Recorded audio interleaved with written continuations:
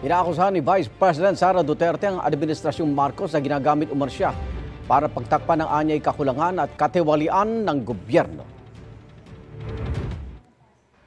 Ako ang ginagawa ninyong punching bag para hindi napapansin, nakikita, naririnig ng mga tao ang kalokohan, ang korupsyon, at ang katiwalian na ginagawa sa gobyerno. Paribagong banat yan ng bise sa Administrasyong Marcos. Pinatikos din ng bise si Pangulong Bongbong Marcos dahil hindi raw natupad ang mga ipinangako niya, kabilang ang 20 pesos kada kilong bigas. Dapat din daw ay nagpapakitang gilas ang gobyerno sa larangan ng hustisya, karapatan ng mga mamamayan at kapayapaan. Wala pang bagong pahayag ang Malacanang tungkol dyan.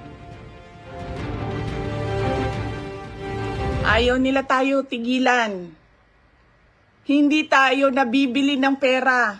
Ano pa ba ang kailangan ng isang taong sanay na sa hirap na wala na siyang ibang alam kundi ang maging mahirap dahil hindi niya nakikita ang hustisya mula sa gobyerno? Mali yon na ang taong bayan ay naghihirap.